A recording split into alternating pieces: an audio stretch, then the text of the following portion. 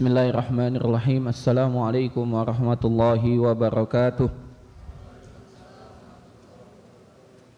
Innal hamdalillahi nahmaduhu wa nasta'inuhu wa nastaghfiruh wa na'udzu billahi min shururi anfusina wa min sayyiati a'malina. May yahdihillahu fala mudhillalah wa may yudlil fala hadiyalah. Asyhadu an la ilaha illallah wahdahu la syarikalah wa asyhadu anna Muhammadan abduhu wa rasuluh. Ya ayyuhalladzina amanu taqullaha haqqa tuqatih wa la tamutunna illa wa antum muslimun. Ya ayyuhan nasu taqu rabbakum alladzi khalaqakum min nafsin wahidah wa khalaqa minha zawjaha wa bassa minhuma rijalan katsiran wa nisaa'a wattaqullaha alladzi tasaaluna bihi wal arham innallaha kana 'alaikum raqiba. Ya ayyuhalladzina amanu taqullaha wa qulu qawlan sadida yuslih lakum a'malakum wa yaghfir lakum dhunubakum wa man yuti'illaha wa rasulahu faqad faza fawzan 'azima.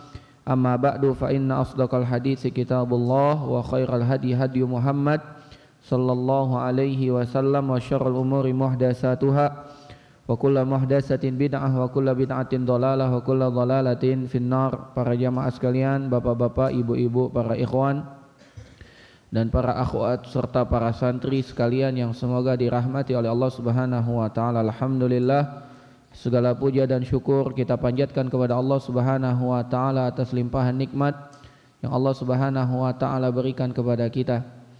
Salawat beriringkan salam juga kita haturkan kepada Nabi kita, Nabi besar Muhammad sallallahu alaihi wasallam. Semoga salawat dan salam juga tercurah limpahkan kepada keluarga, sahabat dan umat beliau yang mengikuti dengan baik sampai hari kiamat.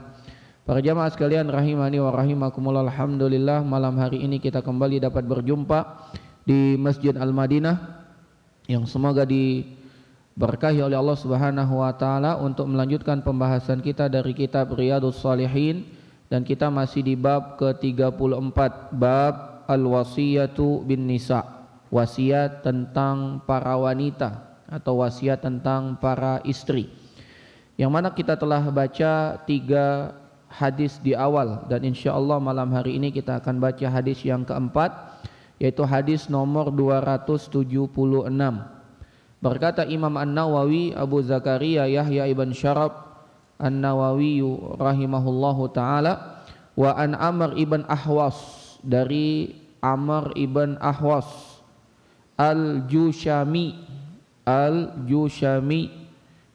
radhiyallahu anhu, dari sahabat Amr ibn Ahwas Al-Jushami, semoga Allah Subhanahu wa taala meridhoinya, annahu sami'an nabiyya sallallahu alaihi wasallam fi hajjatil wada', sesungguhnya dia mendengar Nabi sallallahu alaihi wasallam ketika haji wada'.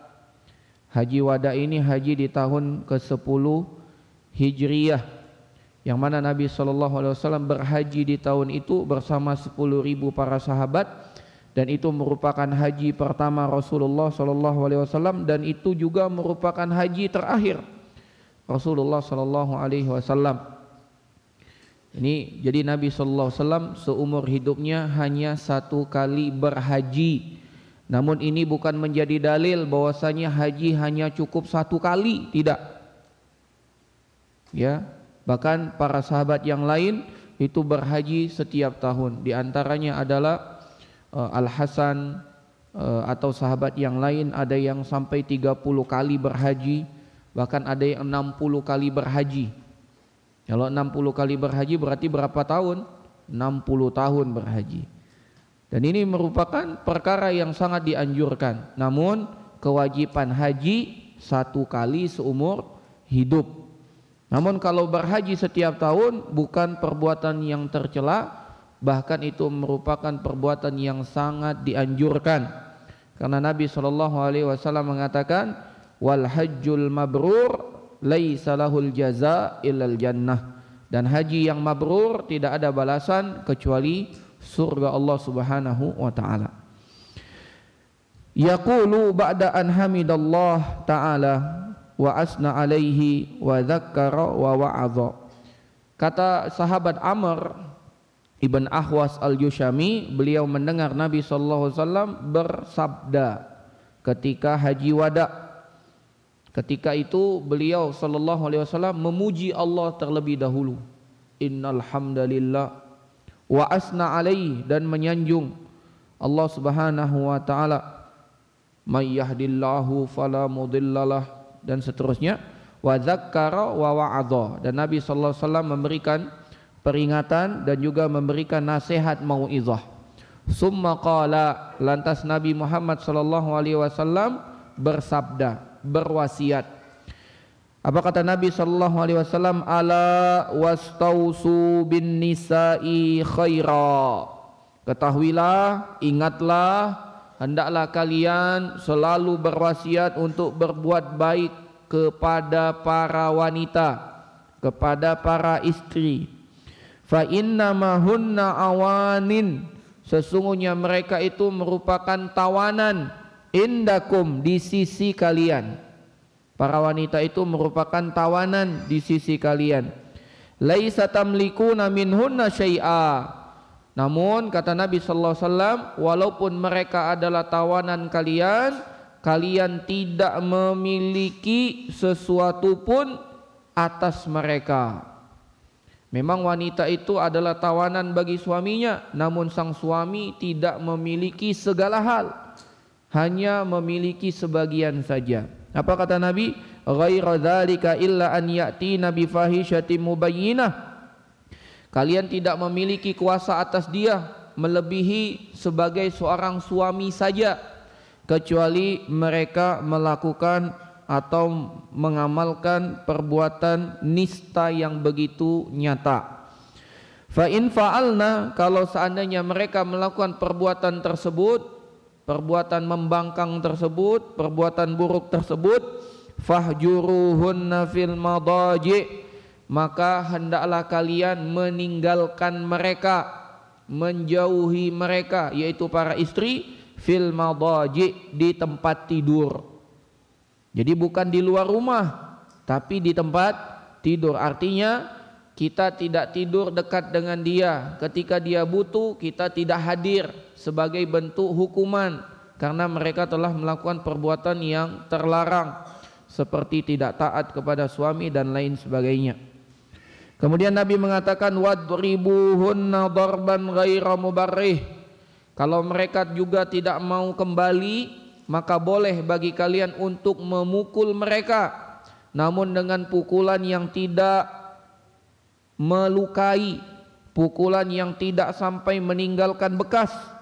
Fa in ata'nakum, kalau seandainya mereka nurut setelah itu, mungkin setelah kita tinggalkan dia di tempat tidur, kita tidak hadir di sisinya, atau kalau belum berubah sampai kita pukul, namun pukulnya untuk mendidik, bukan untuk melukai atau membinasakan.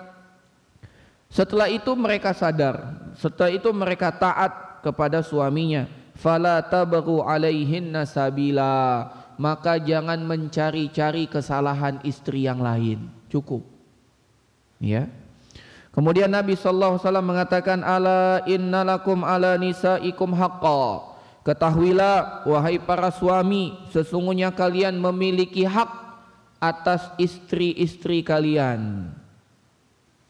Innalakum ala nisaikum haqqa, kalian memiliki hak yang harus ditunaikan oleh istri-istri kalian. Walinisaikum alaikum haqqa, dan bagi istri-istri kalian, mereka memiliki hak yang harus kalian penuhi. Jadi laki-laki punya hak yang harus dipenuhi oleh sang istri, perempuan pun punya hak yang harus dipenuhi oleh sang suami. Kemudian Nabi menjelaskan, fahaqqukum, dan hak kalian, alaihinna, yang wajib para wanita penuhi, la yuti'na furushakum man takrahuna. Tidak boleh bagi seorang istri membiarkan ada seseorang yang duduk di permadani, tempat duduk sang suami, yang suami tidak berkenan tempat duduk tersebut didudukinya. Sesungguhnya suami punya tempat yang biasanya menjadi kekhususan bagi dia, seperti bangku tempat dia duduk, dan hal itu tidak boleh diduduki oleh orang lain, bakat oleh anaknya sendiri. Seperti di meja makan misalnya, ada tempat yang memang dikhususkan, tempat ini untuk bapak. Anak tidak boleh duduk sini, siapapun tidak boleh, tamu pun tidak boleh duduk di sini. Kenapa? Karena ini punya suami, dikhususkan untuk dia. Ya. Maka sang istri tidak boleh membiarkan ada orang duduk di tempat tersebut, apalagi membiarkan orang asing duduk di tempat tersebut. Maka ini merupakan hak suami yang wajib ditunaikan oleh istri.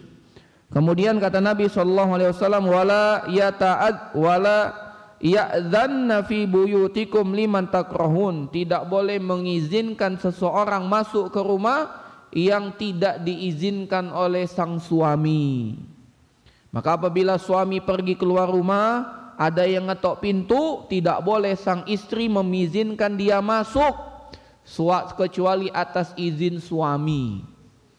Kalau tidak ada izin, biarkan di luar.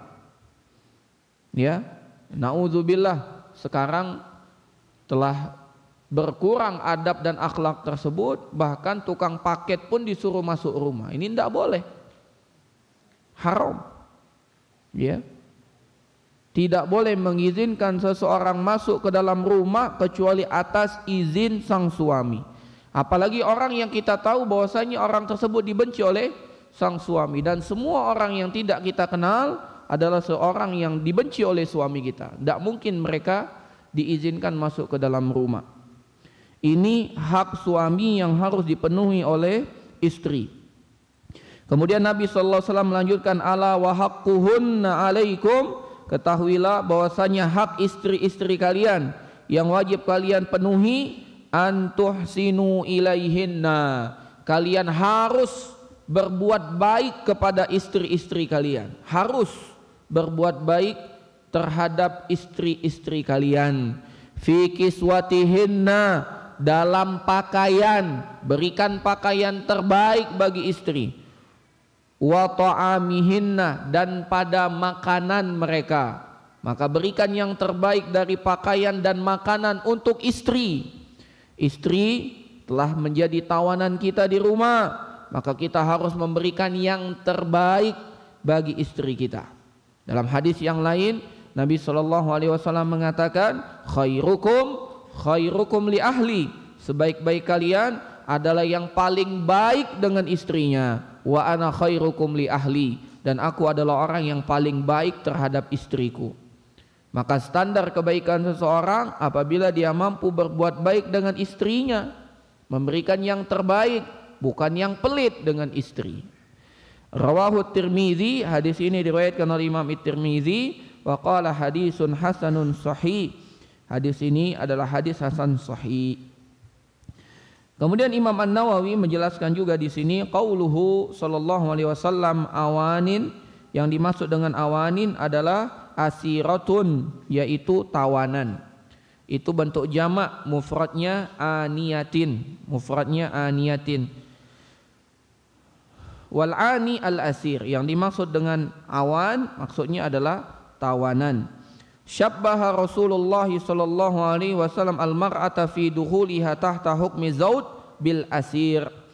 Nabi sallallahu alaihi wasallam menyerupakan seorang wanita yang masuk di bawah tanggung jawab suami seperti tawanan. Maksudnya apa? Sang istri wajib taat semua perintah sang suami. Bak tawanan yang sedang disandera, dia harus nurut dengan yang sedang menyanderanya. Begitulah sang istri. Namun Rasul sallallahu alaihi wasallam mengingatkan bahwasanya haknya hanya sebagai seorang suami, tidak lebih. Maka jangan kita melakukan hal-hal yang bukan menjadi wewenang kita. Yang menjadi wewenang kita apa? Ya, kita dihalalkan oleh Allah Subhanahu wa taala untuk menggauli istri kita. Yang awalnya haram jadi halal, itu diizinkan. Sang istri tidak boleh keluar rumah kecuali atas izin kita. Tidak boleh sang istri untuk membelanjakan harta kita kecuali atas izin kita. Wajib bagi istri untuk menjaga kehormatan kita di saat kita tidak ada di sisinya. Wajib bagi istri untuk menjaga keluarga dan rumah suaminya. Itu saja, selebih itu bukan menjadi wewenang kita.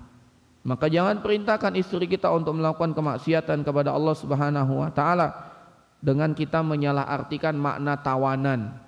Kita melakukan semuanya, tidak. Kata Allah Subhanahu wa taala atau kata Nabi sallallahu alaihi wasallam, tawanan yang dimaksud bahwasanya istri harus tunduk dengan suami, taat dengan perintah dan aturannya selagi perintah tersebut bukan perkara maksiat.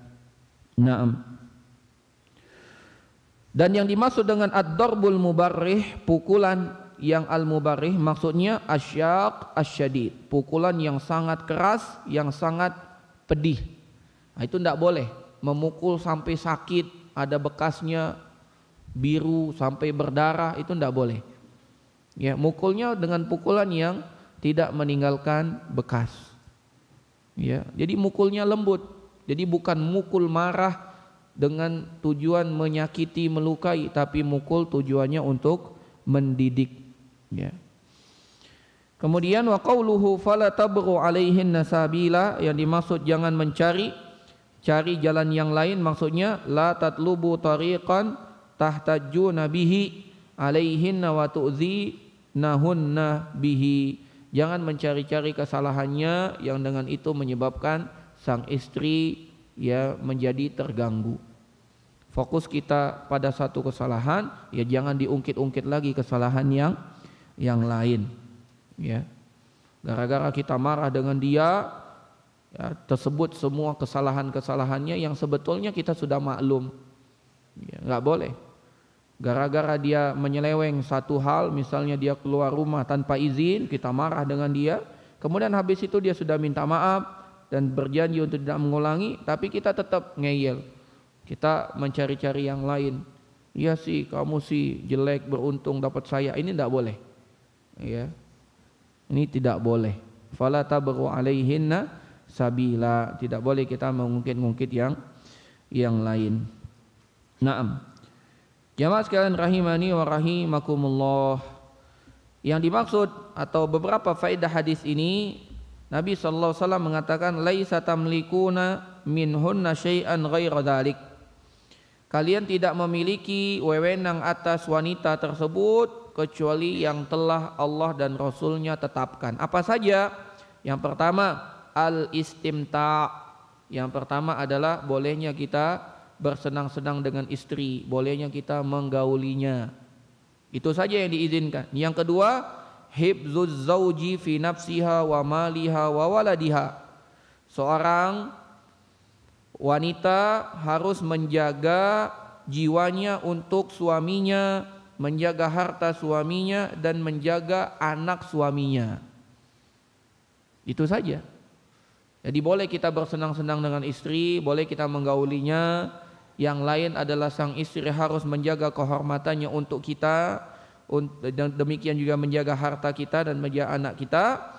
Yang berikutnya adalah wal qiyamu bi syu'unihi wa khidmatihi. Sang istri wajib melayani sang suami, ya, dalam perkara-perkara rumah tangga, beberes rumah, ya, nyuci baju, ya, kemudian yang lainnya. Itu merupakan salah satu hak suami yang wajib ditunaikan oleh istri. Lebih dari itu enggak boleh. Ya, kita pasta istri kita untuk bekerja, kitanya nyantai-nyantai saja di rumah. Kan saya kan yang menawan. Terserah dong yang menawang, ya. Ya sudah, sekarang kamu kerja, ya, cari uang yang banyak. Saya mau istirahat dulu, saya mau sambil main FF. Tidak boleh, ya, haram, tidak boleh. Atau yang terjadi, dia kan istri saya, bebas dong saya mau ngapain dia. Nggak ada uang, ya sudah, kamu satu ginjalnya dijual 500 juta biar kita bisa hidup setahun, nggak usah kerja. Nggak boleh, ya. Berkaitan dengan hukum menjual organ, maka menjual organ itu hukumnya haram, karena organ tubuh bukan milik kita. Organ tubuh milik siapa? Milik Allah, dititipkan kepada kita dan harus kita jaga.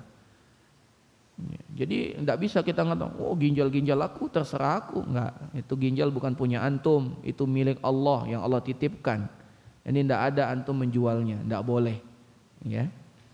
Maka tidak boleh sang suami mengatakan, yang aku kan sudah menikahi kamu, maka aku bebas untuk mengatur kamu. Ini salah, enggak begitu. Istrinya lagi sholat, berhenti kau sholat, tidak usah sholat, enggak boleh. Tetap dia harus sholat.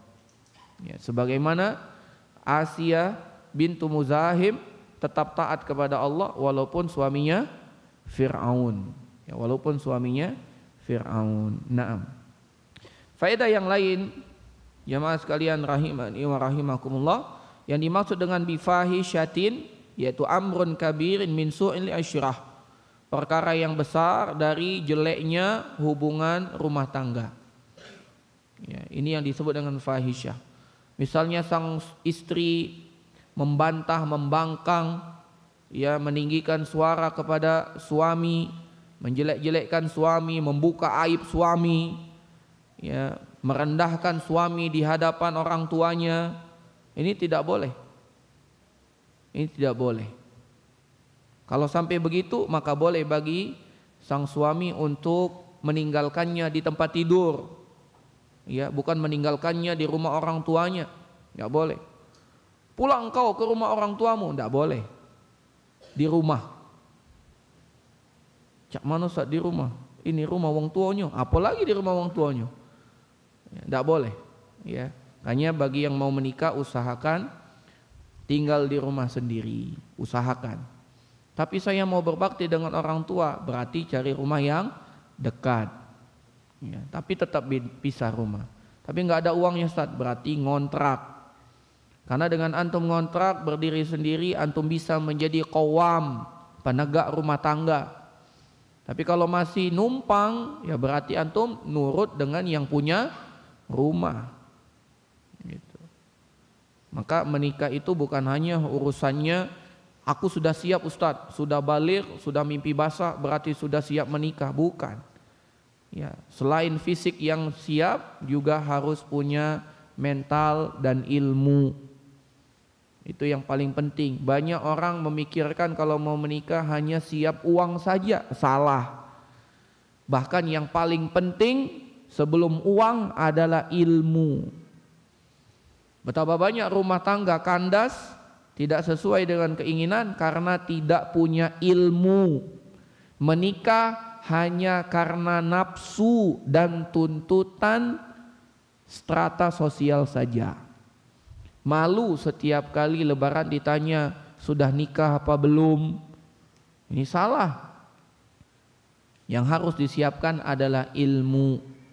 Maka bekal ilmu sebelum menikah. Sebagaimana ucapan dari Al-Imamul Bukhari, al-ilmu qabla al-qawli wal amal. Berilmu dulu sebelum berucap dan beramal. Mubayyinah, yang dimaksud dengan mubayyinah zahirah wadihah. Ya, sesuatu yang nampak dan sangat jelas. Jadi kita tidak boleh juga asal mukul istri dengan sesuatu yang belum jelas. Tiba-tiba kita meninggalkan istri di kamar sendiri gitu, tanpa yang jelas, harus jelas.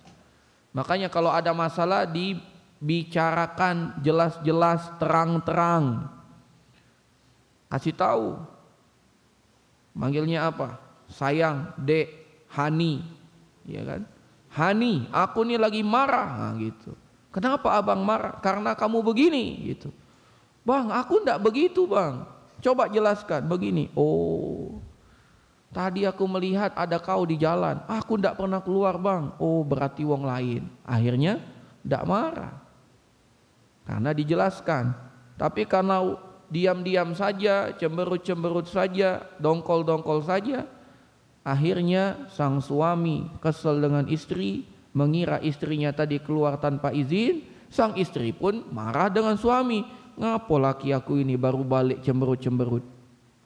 Akhirnya setan bermain. Ingat, prestasi terbesar setan memisahkan suami istri. Ada hadisnya.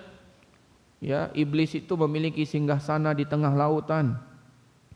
Datanglah pasukan-pasukannya lapor, bos, aku hari ini dapat menggoda. Apa godaannya? Begini-begini. Ah, kamu belum melakukan apa-apa.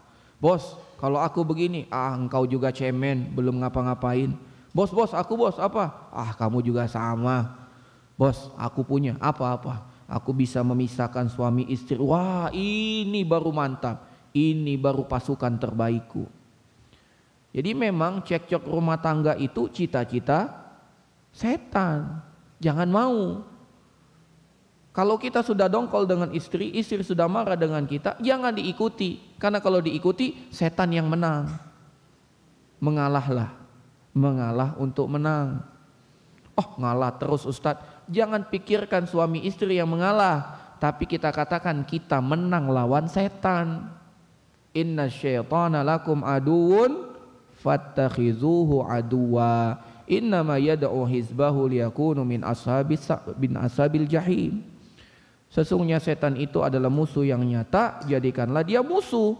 Sesungguhnya dia menyeru untuk kita masuk ke dalam neraka jahim. Jadi ketika seorang suami ngalah dengan istri, istri ngalah dengan suami, bukan berarti dia merendahkan dirinya di hadapan pasangan, bukan, tapi untuk dia menang di hadapan setan. Itu tujuan kita. Dan ini tidak akan mungkin terjadi kecuali untuk orang yang sudah paham agama. Minimal datang pengajian hari Rabu di Masjid Al-Madinah karena dibahas. Kalau tidak pernah nuntut ilmu nggak akan bisa. Akhirnya ego masing-masing. Kau nih mas nak menang dewek baik. Kau lemak di luar terus.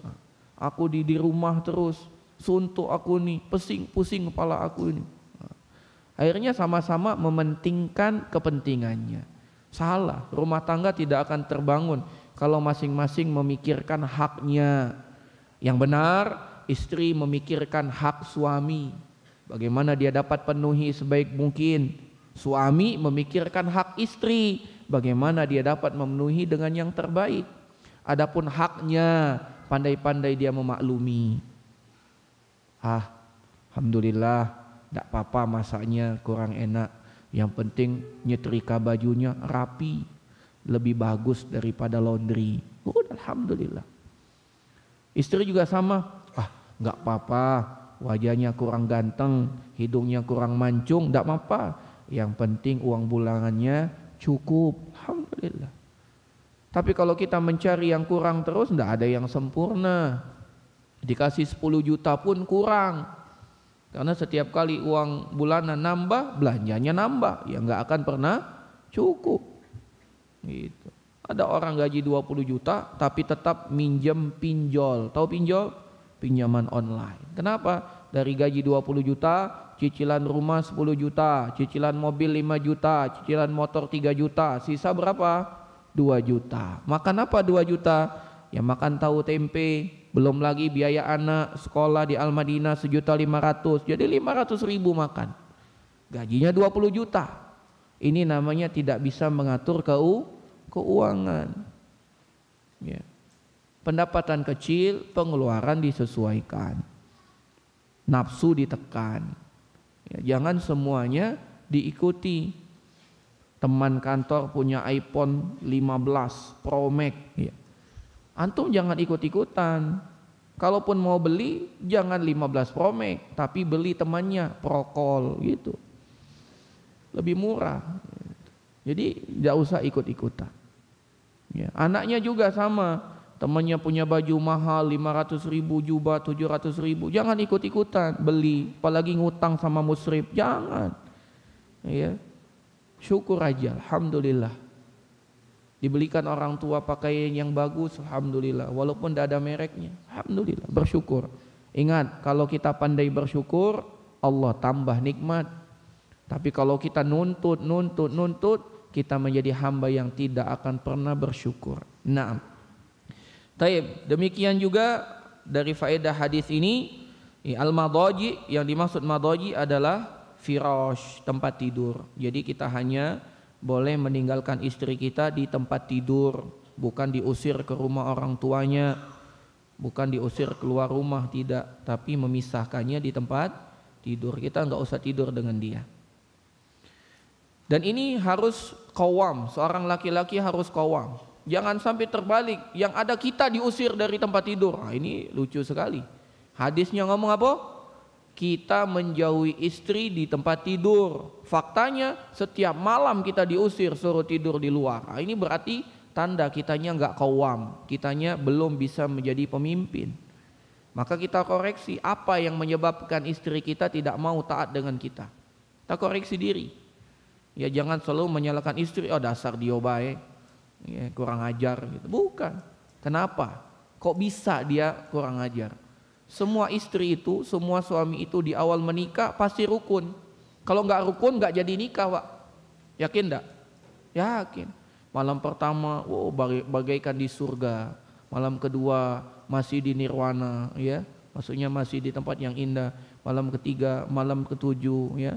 Malam ke-40. Nah, malam ke-41 sudah mulai nggak enak. Apa? Ini yang harus kita cari tahu. Mungkin kitanya yang kurang, mungkin kita tidak dapat memenuhi kewajiban kita, kita kurang memberikan hak istri. Itu kita kaji. Kenapa sampai istri kita tidak mau taat lagi dengan kita? Harus kita introspeksi diri, jangan selalu menyalahkan istri. Naam, faedah yang lain, wa minas sunnati fil mau'idhati an tabda'a bil hamdi was sana. Sunnah ketika kita ingin memberikan nasihat, wasiat, maka mulailah dengan hamdalah. Mulailah dengan hamdalah, memuji Allah Subhanahu wa taala. Yang berikutnya, idza azharatil mar'atu nusyuzan, ketika wanita telah menunjukkan gelagat membangkang, tidak taat dengan suami, maka baiknya bagi sang suami segera memberikan pendidikan dengan melalui 3 tahapan. Tahapan pertama, hendaklah sang suami memberikan nasihat, mau'izah, memberikan nasihat dengan cara yang baik, ya, mengingatkannya, dek, kalau nurut dapat surga, kalau tidak nurut diancam neraka. Unzuri aina anti minhu, perhatikan wahai istri bagaimana kedudukanmu di hadapan suami. Fa innahu jannatuki au naruki, karena suami itu menentukan surga dan neraka. Kalau kita taat, kita dapat melayani suami dengan baik, insya Allah surga tempat kita. Tapi kalau kita tidak taat, membangkang, meninggikan suara, ingkar terhadap kebaikan suami, setahun suami memberikan kebaikan, gara-gara satu keinginan yang tak terpenuhi, istri mengatakan, aku tak pernah melihat kebaikan yang ada pada dirimu. Ini tidak boleh, ya.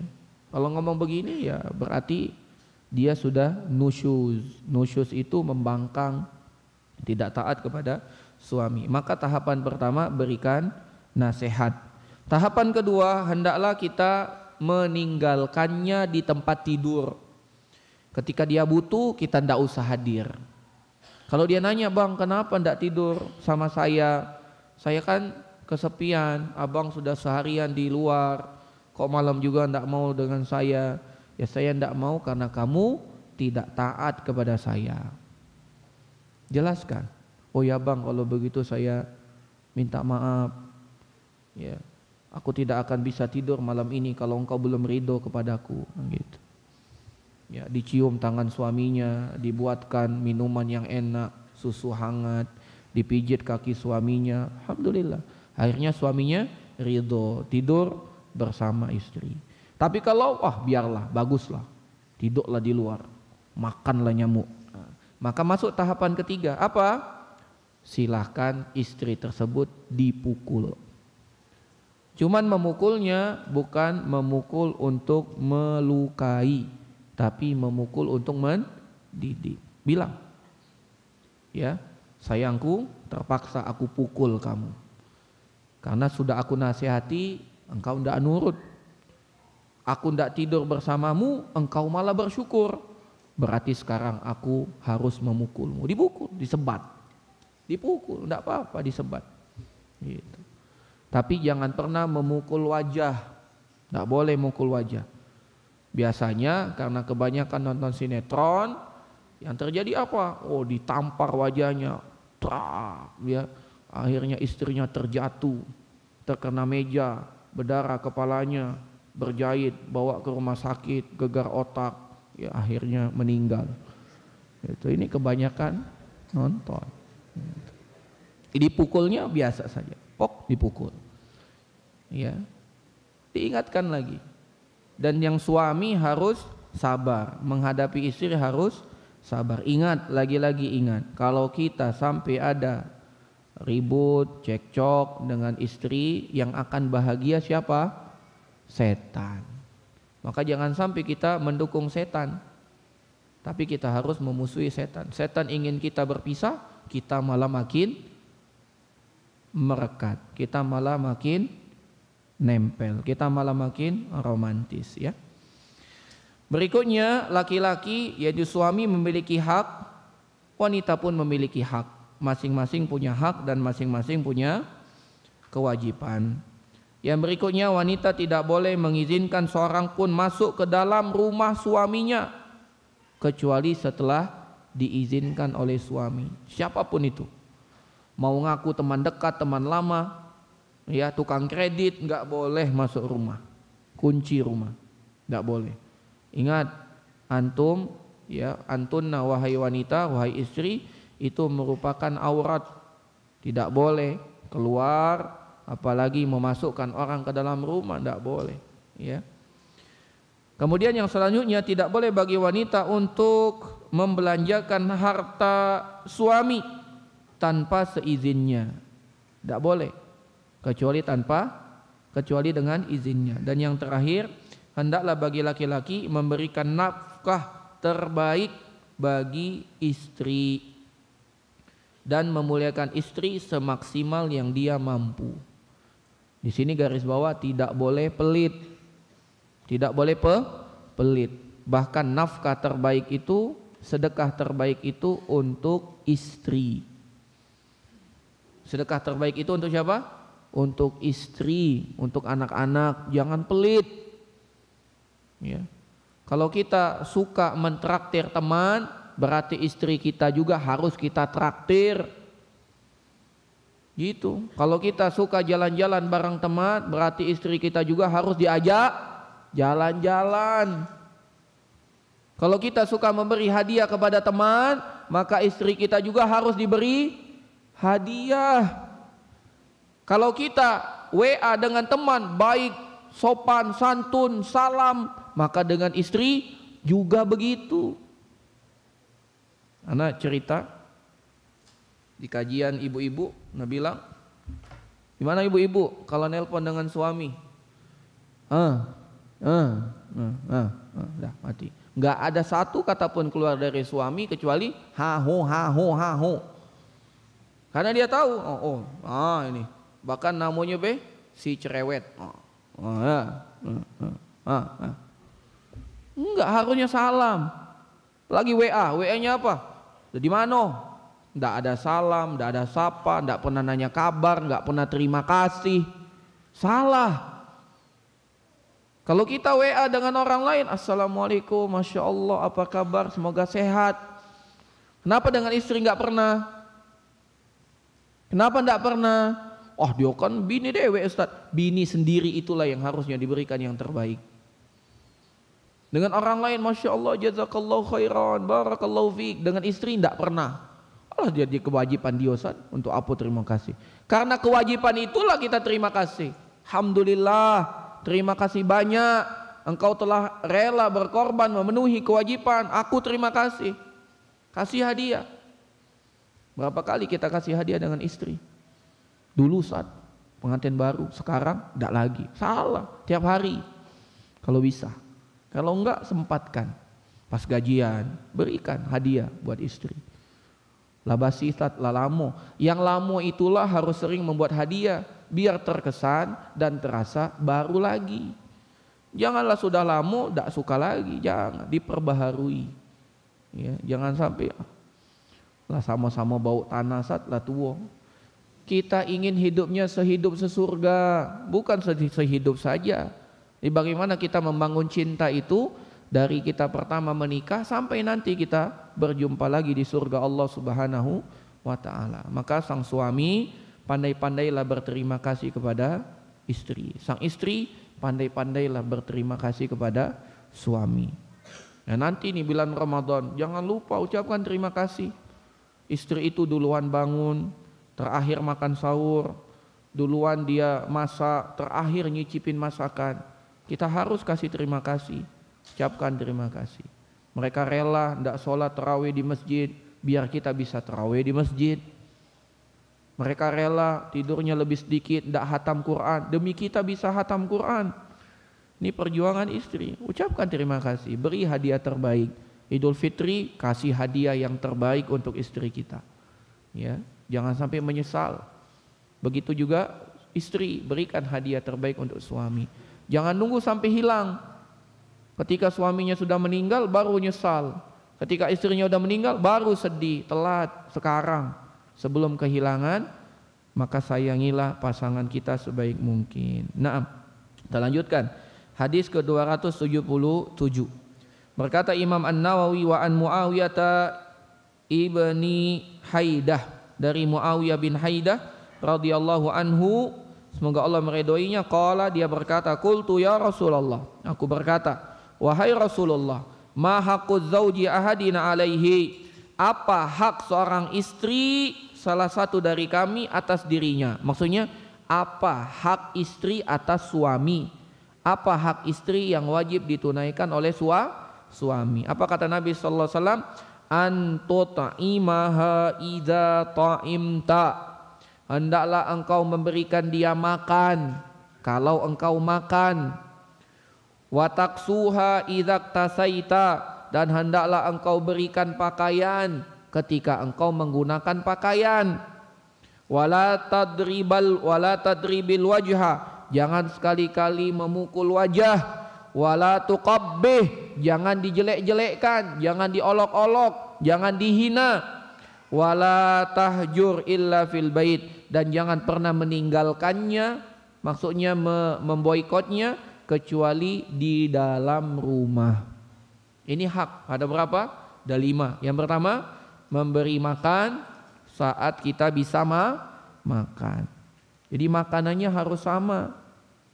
Antum makan bakso di luar, belikan buat istri biar istri makan. Antum pesta duren di luar, belikan untuk istri biar istri makan duren juga. Jangan biarlah duitnya cukup untuk ini be, tidak usah bawa balik ke rumah. Enggak boleh. Banyak berbagi, sedikit berbagi. Ya. Demikian juga yang kedua, memberikan pakaian. Kita bajunya beli terus, tiap bulan beli. Setiap kali ada baju yang bagus beli, tiap Jumat beli. Istri 5 tahun tidak pernah beli baju, nggak boleh, belikan juga. Ya. Yang ketiga, jangan pernah memukul wajah, karena wajah ini merupakan sesuatu yang mulia, tidak boleh dipukul. Ya. Baik kepada istri ataupun kepada yang lain, tidak boleh mukul wajah, tidak boleh mukul wajah. Ya. Yang keempat, wala tuqabbih, jangan dijelek-jelekkan, apalagi mendoakannya, qabbahallahu wajhak, semoga Allah memburukkan wajahmu, enggak boleh. Bahkan kita doakan yang terbaik untuk istri kita. Yang kelima, wala tahjur illa fil bait, enggak boleh kita meninggalkan istri kecuali di dalam rumah. Enggak boleh. Ya. Hadisun hasan, hadis ini hadis yang hasan, rawahu Abu Dawud wa qala makna la tuqabbi ay la taqul qabbahakillah. Yang dimaksud dengan la tuqabbih, jangan kau jelek-jelekkan, yaitu engkau mengucapkan semoga Allah menjelekkan kamu, enggak boleh. Iya. Udah azan belum? Belum ya. Tapi beberapa faedah hadis ini jamaah sekalian rahimani wa rahimakumullah. Yang pertama, la tahjur illa fil bait, awala tahjur illa fil bait, jangan kau tinggalkan kecuali di rumah. Maksudnya tinggalkan dia di tempat tidur. Tinggalkan dia di tempat tidur. Jadi bukan diusir keluar atau diantarkan ke rumah bapak ibunya, bukan. Yang berikutnya, haramnya memukul wajah. Nah, haramnya memukul wajah, tidak boleh. Termasuk santri enggak boleh. Ya, mukul-mukul wajah enggak boleh. Yang berikutnya, tidak boleh menghina istri karena parasnya yang kurang cantik, tidak boleh. Kenapa? Karena istri itu adalah makhluk ciptaan Allah. Dan Allah Subhanahu wa taala telah mengatakan fi ahsani taqwim, dan Allah telah menciptakan manusia dengan sebaik-baik bentuk, sebaik-baik paras. Maka tidak boleh kita menjelekkan, ya. Oh, mata sipit, oh mata belok, oh apalagi kuping kecil, kuping besar, ya. Kuping mengot, tidak boleh, ya. Hidung pesek, hidung mancung, tidak boleh. Tidak boleh. Antum sudah menikahinya, terima dia apa adanya. Terima dia. Terima, tidak boleh kita menjelekkan. Kalau terasa kurang putih, ya antum sikat biar putih, ya. Kasih bedak biar putih, ya. Kalau kurang mancung, jepit dengan jepit baju biar mancung, ya. Intinya jangan dihinakan, ya. Tapi disyukuri. Kalau disyukuri nanti nikmatnya ditambah. Hendaklah bagi seorang lelaki mengetahui hak-hak istri sehingga dia dapat menunaikan hak istri tersebut. Penting suami itu belajar apa sih hak istri gitu, sehingga dia bisa menunaikannya. Yang berikutnya, meninggalkan istri di dalam rumah termasuk salah satu sarana untuk dapat mendidik istri. Untuk dapat mendidik istri. Jadi tinggalkan saja dia di tempat tidurnya, gak usah tidur sama dia. Itu dia akan terasa, ngapo suamiku tidak galak tidur dengan aku. Maka dia akan mengintrospeksinya dirinya sendiri. Yang terakhir, faedah di sini adalah hak seorang istri adalah diberikan makan, diberikan pakaian, diberikan nafkah. Maka tidak boleh seorang suami menahan hal tersebut atau memberikan yang jelek untuk istri. Kasih makan, nasi siso jadilah, ya. Kumpulkan nasi siso santri, kasih istri, tidak boleh itu, ya. Baju, cari baju yang apa namanya, sortiran apa, BS, barang sisa, kasih, ya. Beli baju bekas, ya, kasih ke istri, nggak boleh. Kalau kita mampu yang terbaik, kasih yang terbaik, ya. Itu istri kita loh. Kata Allah Subhanahu wa taala, antum libasul lakum, gimana? Hunna libasul lakum wa antum libasul lahun. Istrimu pakaian untuk kamu, kamu pakaian untuk istrimu. Antum pengen baju bagus, ya antum juga harus belikan baju untuk istri yang bagus. Antum pengen makan enak, berarti berikan istri makan yang enak. Wallahu a'lam bishawab. Kita dengar azan terlebih dahulu. Wassallallahu wasallam wa barak wa ala alihi wa sahbihi ajmain.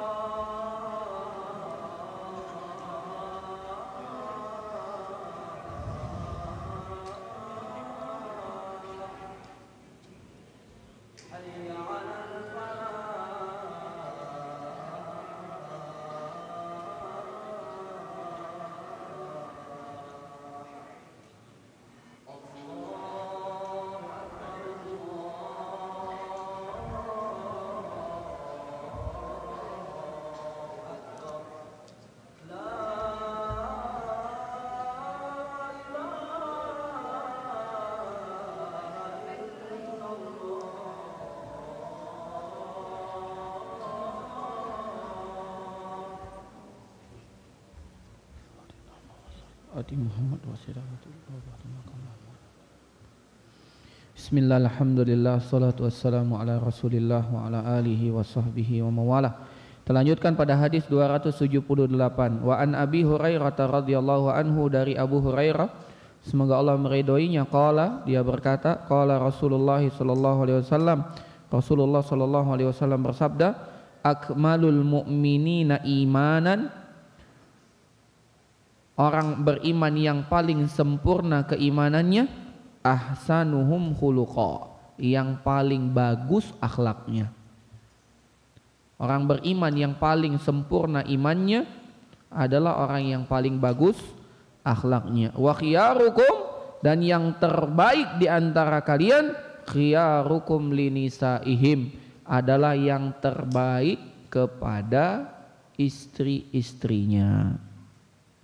Jadi kata Nabi SAW, orang beriman yang paling sempurna keimanannya adalah orang yang paling baik akhlaknya, dan yang terbaik di antara kalian adalah yang paling baik dengan para istrinya.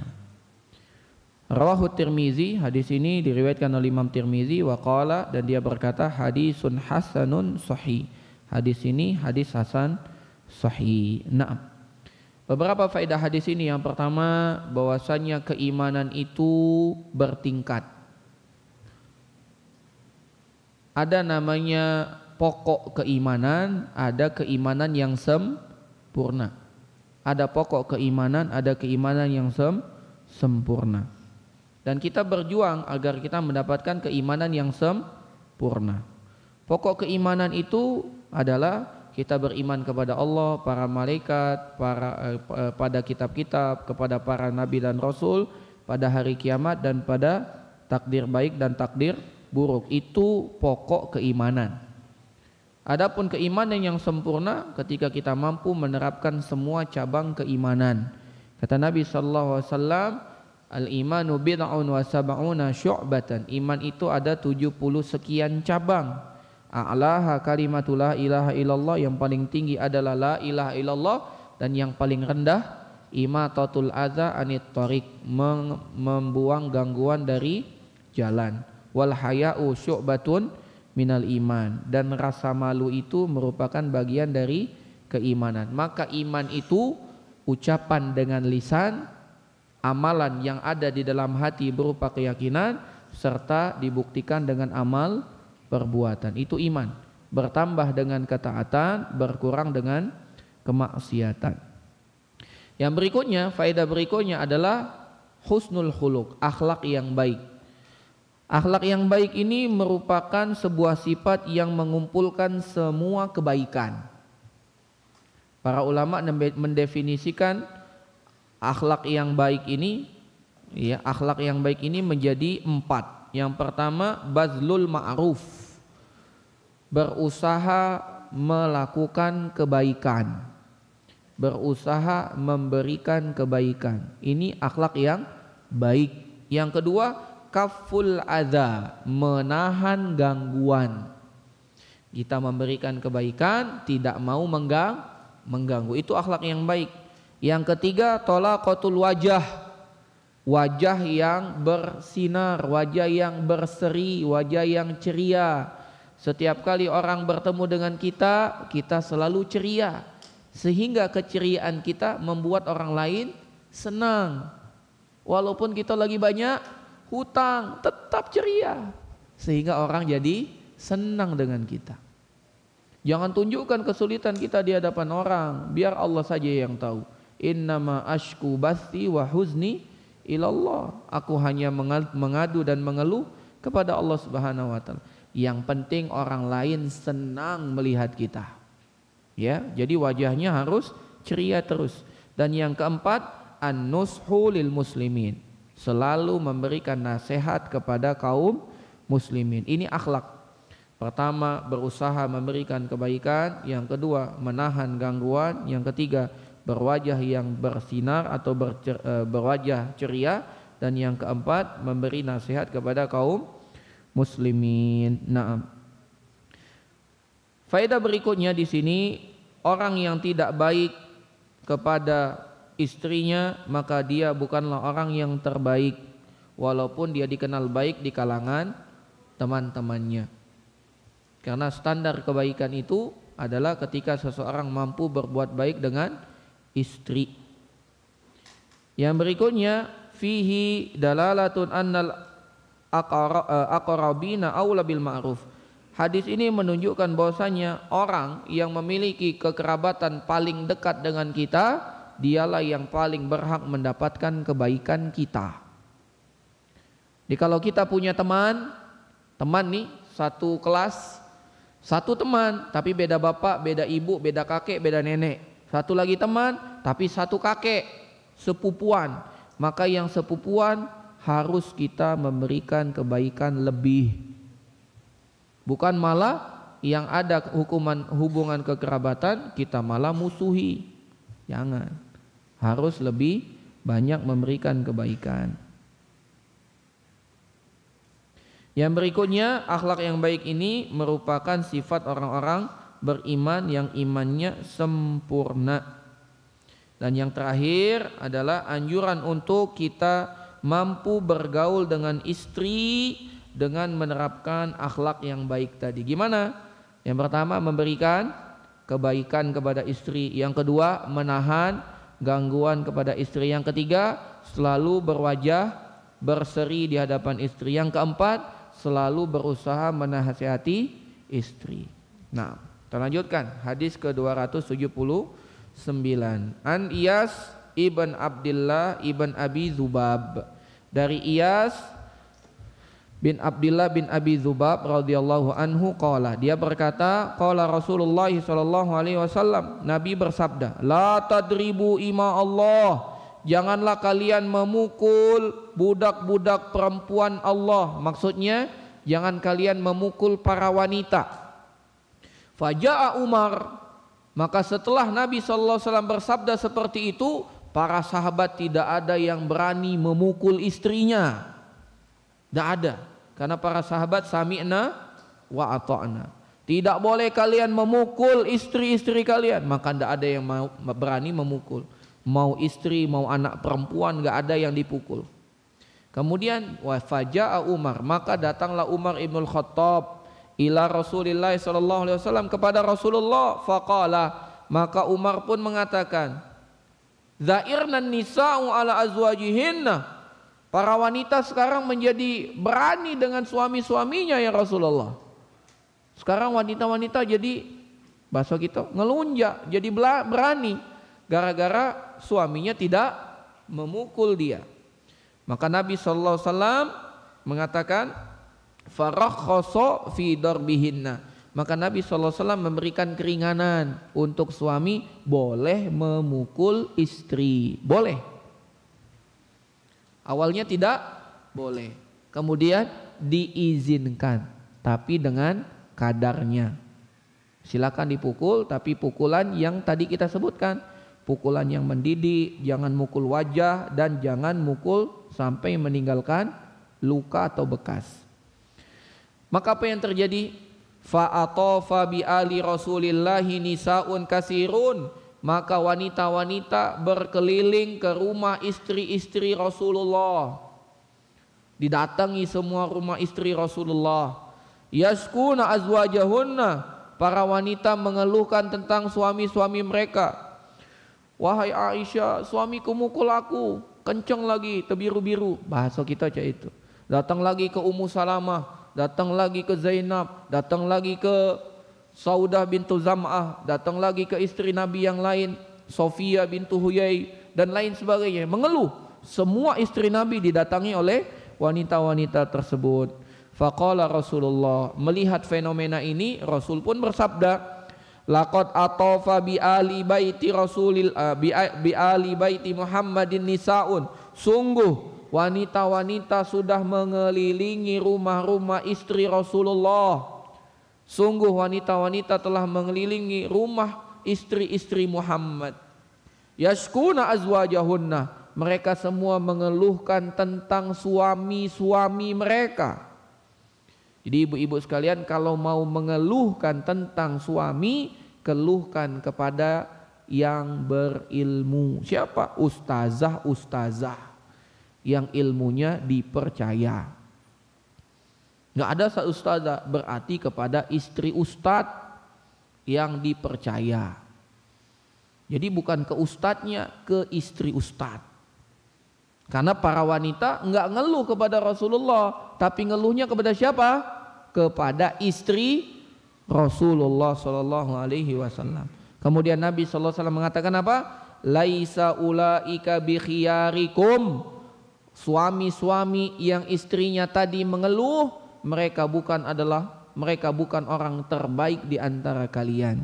Jadi yang membuat istrinya komplain itu merupakan bukan orang yang terbaik. Rawahu Abu Dawud bi isnadin sahih. Hadis ini diriwayatkan oleh Imam Abu Dawud dengan sanad yang sahih. Zairna maksudnya adalah ijtara'na, maksudnya wanita-wanita itu berani, ya, berani dengan suami. Atofa ay ahata. Yang dimaksud dengan atofa adalah mengelilingi rumah istri-istri Rasulullah. Beberapa faedah hadis ini, yang pertama bahwasanya memukul merupakan salah satu sarana untuk mendidik istri, tapi harus dengan syarat. Ada 4 syarat memukul istri. Yang pertama, memukul tanpa meninggalkan bekas. Memukul bukan tujuannya melukai. Kedua, hendaklah menjauhi bagian wajah yang tidak mencemooh saat memukul. Ketiga, biasanya kan kalau orang marah memukul pasti ada cacian. Nah ini nggak boleh, tidak boleh ada cacian dan cemoohan. Yang ketiga, hendaklah pukulan tersebut dilakukan setelah memberikan nasihat namun tak mempan, setelah ditinggalkan di tempat tidur namun juga tidak mempan, baru dipukul. Jadi setelah melewati 2 tahapan. Pertama memberi nasihat, yang kedua ditinggalkan di tempat tidur. Yang keempat syaratnya adalah hendaklah memukul dengan tujuan mendidik, bukan untuk memudorotkan istri. Ini 4 syaratnya. Faedah berikutnya bahwasanya seorang lelaki itu merupakan pemimpin di dalam rumah. Maka hendaklah bagi sang suami untuk dapat mengatur urusan rumah tangga dengan penuh kebijaksanaan. Yang berikutnya, bolehnya seorang berilmu untuk merubah kembali fatwanya. Sebagaimana Nabi SAW yang awalnya mengatakan jangan pukul, kemudian berubah menjadi boleh memukul. Berikutnya, bolehnya kita mengeluh kepada pemimpin atau orang yang berilmu tentang keburukan yang menimpa kita, dan itu tidak termasuk ghibah. Itu termasuk ghibah yang diperbolehkan. Di dalam hadis ini juga terdapat bantahan terhadap orang-orang Syiah Rafidhah yang mengatakan bahwasanya istri Rasulullah bukan keluarga Rasulullah. Hadis ini jelas mengatakan bahwasanya istri Rasulullah adalah keluarga Rasulullah. Wanita-wanita telah berkeliling ke rumah istri Rasulullah, ke rumah keluarga Rasulullah. Maksudnya istri-istri Rasulullah. Dan hadis ini merupakan salah satu rahasia kenapa Nabi SAW memiliki banyak istri. Nabi SAW memiliki 9 istri sampai beliau wafat. Nabi memiliki 11 istri, 2 istrinya wafat, tinggal 9. 9 istri ini ada bersama Nabi SAW, dan ini salah satu rahasianya kenapa Nabi punya banyak istri. Salah satunya menjadi penghubung antara keluhan para wanita kepada Rasulullah melalui istri-istri Rasulullah sallallahu alaihi wasallam. Taib, yang terakhir hadis nomor 280. An Abdullah ibni Umar atau an Abdullah ibni Amr ibn al-As, dari Abdullah bin Amr bin al-As radhiyallahu anhuma, anna Rasulullah sallallahu alaihi wasallam qaal, bahwasanya Nabi sallallahu alaihi wasallam bersabda, ad-dunya mata'un, dunia ini adalah perhiasan. Dunia ini adalah mata. Mata itu adalah perhiasan yang kita dapat bersenang-senang, namun perhiasan itu cepat habis, cepat hilang. Itu namanya mata. Mata itu adalah syai'un yatamatta'u bihi min waqtin li akhar summa yazul. Sesuatu yang kita bersenang-senang dengannya kemudian hilang dan sirna. Ya, seperti mainan. Antum dulu suka main apa? Yoyo. Senang main yoyo. Habis itu yoyonya rusak dan hilang. Itu namanya mata. Antum dulu suka main remote control. Antum beli, antum ajak tidur, antum rawat, antum lap. Akhirnya antum cuci, antum rendam, rusak dia, hilang. Itu namanya mata. Ya. Kata Nabi SAW, ad-dunya mata. Dunia ini adalah kesenangan yang cepat hilang. Wa khairu mata'iha, namun sebaik-baik kesenangan dunia al-mar'atus sholihah, wanita yang soleh. Kenapa? Karena wanita yang soleh, kesenangan dunia, iya dia nanti akan wafat, nanti dia akan kembali lagi bersama kita kapan?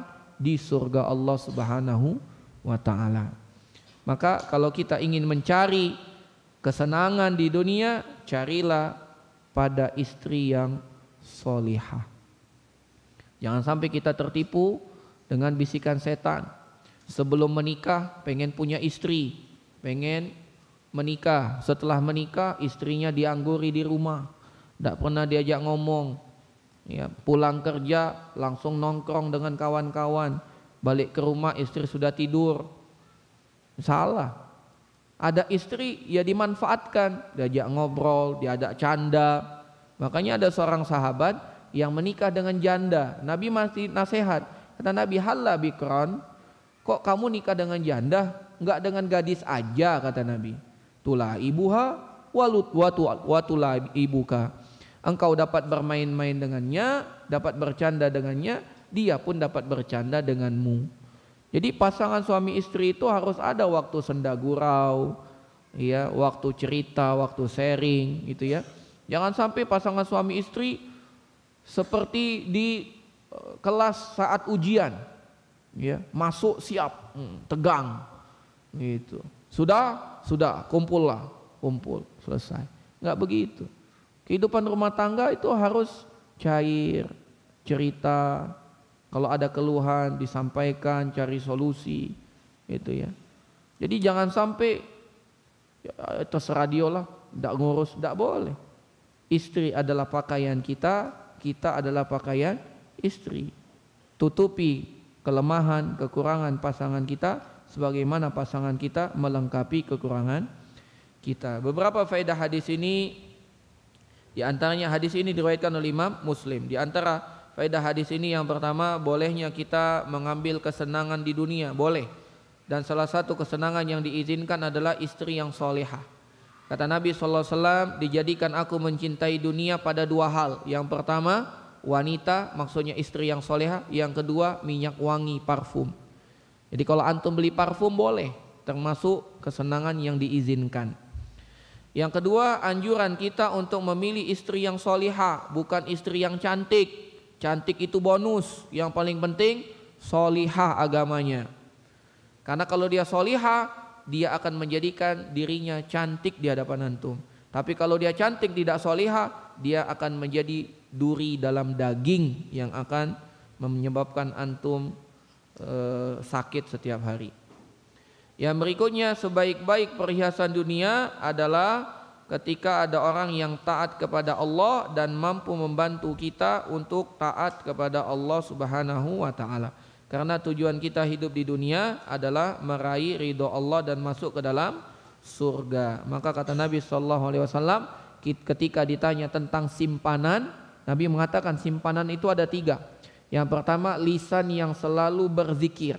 Yang kedua, hati yang selalu bersyukur. Yang ketiga, istri yang menolong suami dalam perkara akhirat. Inilah 3 simpanan yang harus kita cari. Lisan yang berzikir, hati yang bersyukur, pasangan yang mengajak kepada akhirat. Ini yang dapat disampaikan pada malam hari ini. Lebih kurang mohon maaf, pada Allah mohon ampun. Pertanyaan insyaallah dijawab pada pertemuan berikutnya. Subhanakallahumma bihamdika asyhadu an la ilaha illa anta astaghfiruka wa atubu ilaik. Assalamualaikum warahmatullahi wabarakatuh.